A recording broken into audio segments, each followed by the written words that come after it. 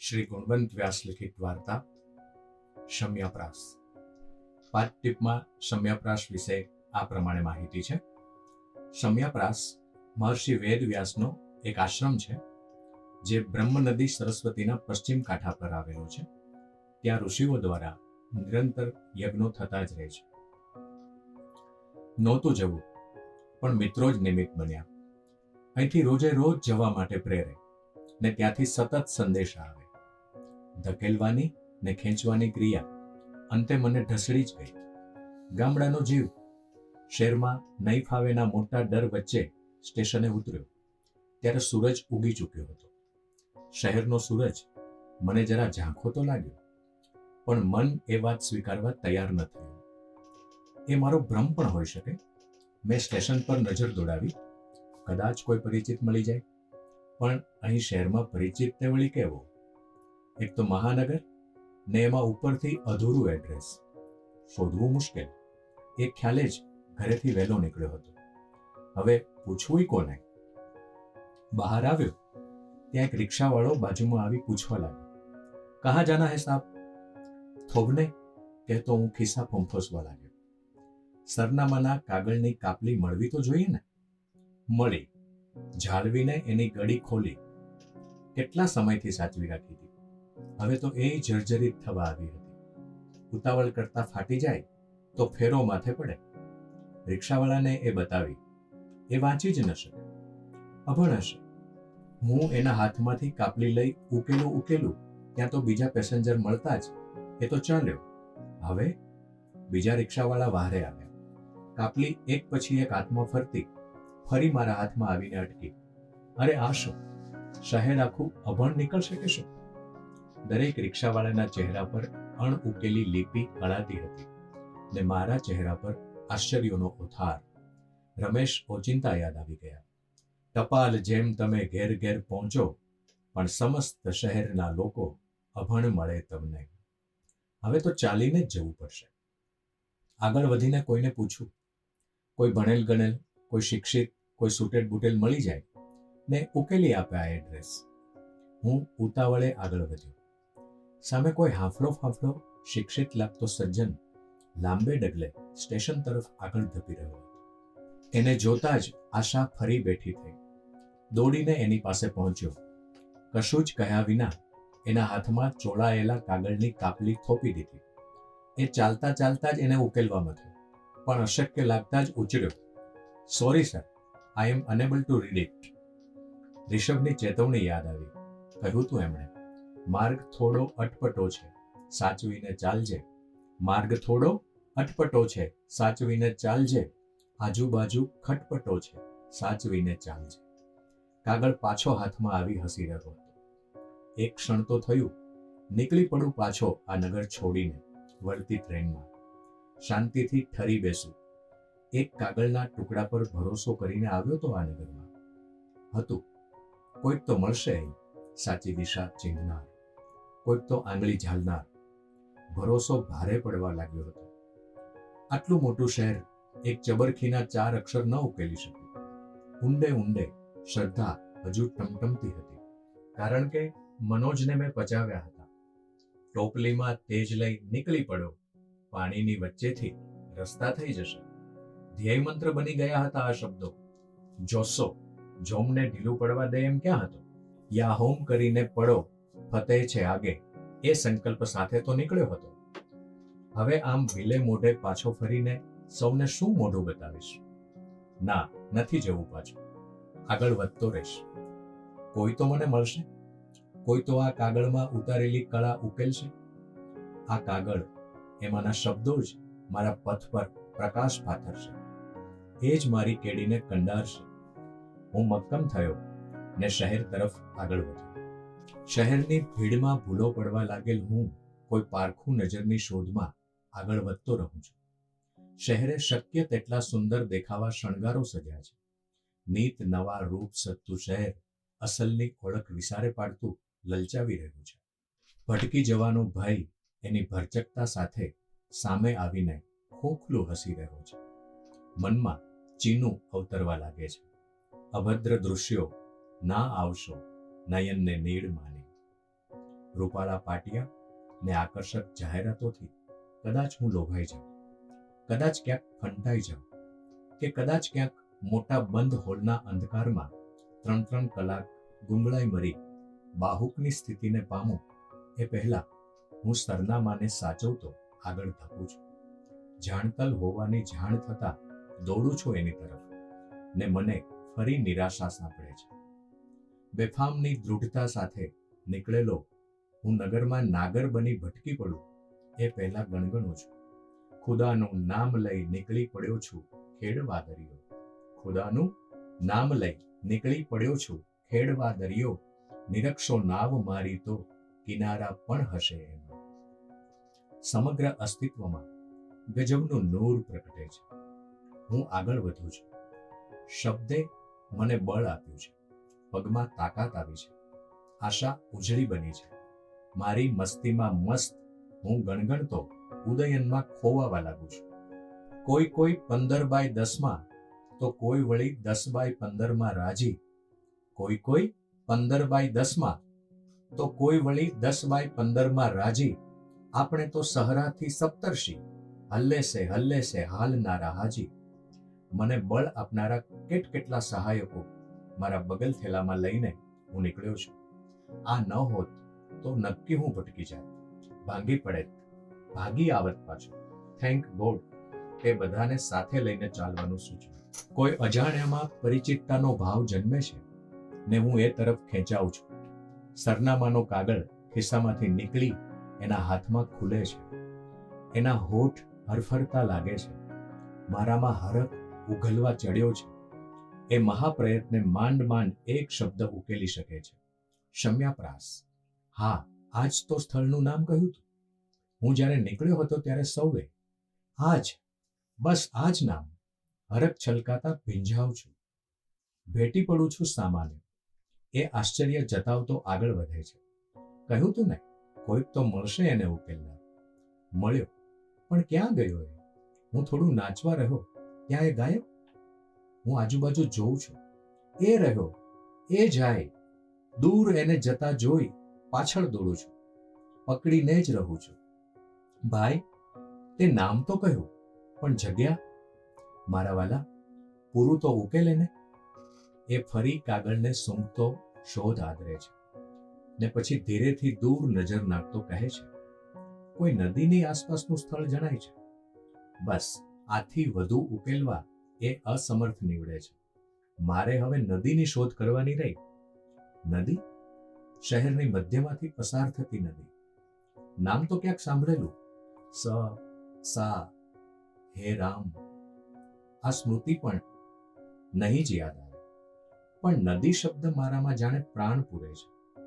નસનસમાં લોહી ધમધમવા લાગે છે. પગમાં ગતિ ઉભરાય છે. આગળ 4 રસ્તા જોઈને થનગનતા પગ કોઈને પૂછવા જ તો અટકે છે. ઉત્તર આપનાર જાણે કિસનની અદાથી કહે છે, અહીંથી જવાય રણ તરફ, અહીંથી નદી તરફ. અહીંથી જવાય રણ તરફ, અહીંથી નદી તરફ.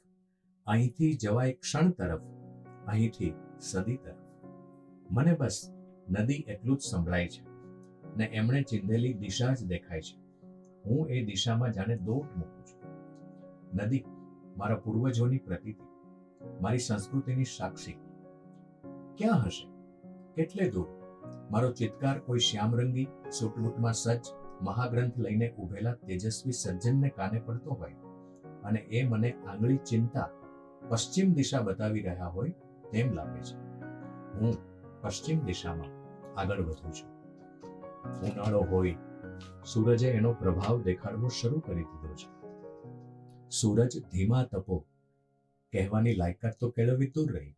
અડધા સૂરજનાય અધિકારી ન ઠરેલા મારે આ તાપ સહન કરવો જ રહ્યો. ઘરેથી સંકલ્પ કરીને નીકળ્યો છું. આફતોને અતિક્રમીને આગળ વધવું જ રહ્યું. ચેલેન્જ હતી રાજેશની. તારું કશું ન હોય તો છોડીને આવતું. તારું કશું ન હોય તો છોડીને આવતું. તારું બધું જ હોય તો છોડી બતાવતું. સ્વીકારી લીધી હતી આ ચેલેન્જ. છોડીને બધું આવી ગયો હતો. જોકે આવ્યા પછી સમજાયું હતું કે શબ્દના સરનામા સુધી પહોંચવું કેટલું કઠિન છે. અજાણ્યા રસ્તાઓ ને અપરિચિત દિશા દર્શકો દ્વારા અધકચરા ઉકેલાતા સરનામાને કારણે અવળા ફંટાઈ જવાની ઘટનાઓ સતત બનતી રહી છે. હવે તો પગ પણ છેહ દે તેવું જણાય છે. મનોજે કહેલું, એવું છે થોડું છેતરે રસ્તા કે ભૂમિયા, એક પગ બીજા પગને છળે એમ પણ બને. હા, એવું બનવાની શરૂઆત થઈ ચૂકી હતી. આગળ શું બને એ કહેવું કપરું હતું, કારણ કે સામે કપરા ચઢાણ હતા. અંતે થાક્યો, ફૂટપાથ પર આવીને ઊભો રહ્યો. હવે તો ઊભા રહેવાનોય થાક વર્તાવા લાગ્યો હતો. હું રઘુવીર નહોતો કે ગાઈ શકું. ફૂટપાથ પર ઊભા રહેવાનો થાક ખેતરમાં કામ કરી ઉતારું છું. અહીં તો ખેતર જ ક્યાં હતું, અને જેની શોધે નીકળ્યો તો એ કંઈ હાલી મવાલીનું ખેતર નહોતું. હા, એક ક્ષેત્રની શોધ હતી, મારું પોતાનું કહી શકું એવા એક ક્ષેત્રની, ને એ દર્શાવવા સૌ નનૈયો ભણી રહ્યા હતા. ફૂટપાથને એક છેડે ઊભેલો હું ધસમસતા ટ્રાફિકને જોઈ રહ્યો છું. ટ્રેનમાં બેઠા હોઈએ અને વૃક્ષો ચાલતા લાગે એથી ઉલટું અહીં ઊભા ઊભા અનુભવું છું. સડક ચાલતી હોય એવી અનુભૂતિ મને મનહર પાસે લઈ જાય છે. ખૂબ ચાલ્યા બાદ દેખાયું મને, ખૂબ ચાલ્યા બાદ દેખાયું મને, હું ઊભો છું ને આ ચાલે છે સડક. ધોમધકતા તાપમાં થાકીને લોતપોત થયેલા મને મારા અડધા સમય પછી કોઈ સ્પષ્ટ આંગળી મૂકીને એડ્રેસના અક્ષરો ઉકેલનારું ન મળ્યું. મેં કાગળ પર નજર નાખી. શબ્દો સ્વયં મૂંઝવણમાં હોય એમ લાગ્યું, પણ અંદરથી મરીઝનું આશ્વાસન મને ટકાવી રાખતું હતું. ગમગીન દિલ ન રાખ, ન મુખને ઉદાસ કર. ગમગીન દિલ ન રાખ, ન મુખને ઉદાસ કર. આનંદ આ જગતમાં છે, એની તપાસ કર. હું મારા આનંદને શોધવા જ તો નીકળ્યો હતો, થોડા શબ્દો લઈને. કોઈ એને ઉકેલનારો મળે, પણ હાય રે ભાગ્ય, આ શહેર જ જાણે કે દગો દેવા બેઠું હતું. આકાશનો ખાલીપો મારા અસ્તિત્વને ઢંઢોળતો રહ્યો. શબ્દનું અર્ચન હતું તે ક્યાં ગયું, જાતનું દર્શન હતું તે ક્યાં ગયું. ટેરવા પર ચાંદ આવી બેસતો, સ્પર્શનું સર્જન હતું તે ક્યાં ગયું. શોધ મારે જ કરવાની હતી. બસ કોઈ એકલ પણ સંકેત કરનાર મળી જાય, થોડી કઈ દિશા દેખાય, નહીં તો ઉનાળાનો આ ઉકળાટ મારી રહી સહી હિંમત પણ તોડી નાખશે. એક દુકાનદાર ક્યારનોય મને પરસેવો લૂછતો તાકી રહ્યો હતો. મારી આશા આળસ ખંખેરી બેઠી થઈ. એની પાસે પહોંચી ગઈ. કાગળ જોઈને એની ભાષામાં એણે કહ્યું, મારી ભાષામાં લખી આપો, લો કરો વાત. આ તે કોરો કાગળ ને પેન લઈને મારી સામે આવી ઊભો રહ્યો. વિનોદની વેદના હવે હું જીવતો થયો. કાગળમાં કાળઝાળ રેતી વિંજાય અને લેખણમાં બેઠી છે લૂ. કાગળમાં કાળઝાળ રેતી વિંજાય અને લેખણમાં બેઠી છે લૂ. આંગળીઓ ઓગળીને અટકળ થઈ જાય, અમે લખીએ તો લખીએ પણ શું. મારી ભાષા ન ઉકેલી શકતા એની ભાષા હું ક્યાં આલેખી શકતો હતો. આ મારા તારાના વાડાને તોડવા કઈ રીતે. ગુંગા બહેરાની વેદના સમય અમારી આ જીત કહો તો જીત, ને મર્યાદા કહો તો મર્યાદા અમને આડી આવીને નડી. રમેશના શબ્દો સ્વયં હું સ્વસ્થ તો થયો. શબ્દની બેડી પડી છે જીભમાં, શું બોલીએ, ને તમે સમજી શકો નહીં મૌનમાં, શું બોલીએ. બેમાંથી કોઈને કશું બોલવા જેવું રહ્યું ન હતું. પરસ્પરની વેદના કળી ગયેલા અમે છૂટા પડ્યા. આગળ વધતા એક બુક સ્ટોલ પર અજાણી લિપિના અક્ષર ઉકેલતા છાપાધારી એક વર્તમાન પત્રીને જોયું. આ કદાચ સરનામાના શબ્દો ઉકેલે. હું નજીક ગયો. આંખોથી જ એ નજીક આવ્યાનું કારણ પૂછવા લાગ્યા. મેં મૌન ટકાવી રાખી હાથમાંની ચબરખી એમના ચશ્મા સામે ધરી. એ પ્રથમ મારી આંખોને વાંચવા લાગ્યા. મને થયું, મારી આંખોને વાંચી શકનાર સજ્જન જરૂરથી મારી ચિઠ્ઠી પણ વાંચી શકશે. વિશ્વાસ મારામાં આપોઆપ ઉગવા લાગ્યો. શ્રદ્ધા મારી વધુ પ્રદીપ્ત થઈ. એ ચશ્માના કાચની આરપાર તાકતા અક્ષર ઉકેલવા લાગ્યા. બ્રહ્મ નદ્યામ સરસ્વત્યામ આશ્રમઃ પશ્ચિમે તટે શમ્યા પ્રાસ ઇતિ પ્રોક્ત ઋષિણામ સત્રવર્ધનઃ. વાહ, હું ધન્ય થઈ ગયો. આંખોમાં આનંદના આંસુ ઉભરાયા. આખા નગરમાંથી એક જણ તો જડ્યો જે આને ઉકેલી શક્યો. હાશકારો થઈ આવ્યો. મારું ગંતવ્ય સ્થાન મને હાથ વગું લાગવા લાગ્યું. બસ આનો અર્થ કઈ આપે એટલે દોડતો પહોંચું ત્યાં. હવે દોડ મૂકવી અઘરી નથી, ઊભા રહેવું અઘરું છે. ઓહ, હર્ષદ શબ્દ રૂપે પ્રગટ્યા. દોટ મૂકવી સાવ સહજ, પણ ઊભા રહેવું અઘરું. એ જ વિહવળતા હું અનુભવવા લાગ્યો. સાંજ પહેલા તો પહોંચી જ જઈશ. મેં મારા વર્તન થકી અધીરતા દેખાડી. સજ્જન તો અર્થ સૂચવ્યા વિના જ છાપામાં પાછા પરોવાઈ ગયા હતા.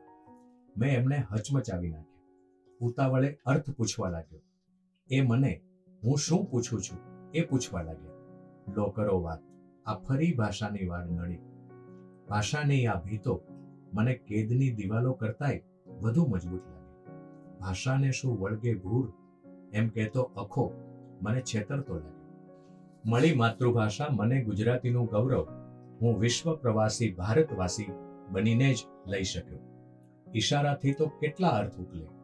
હું જાણે ચિત્કારી ઉઠ્યો. ક્યાં છે અર્થ?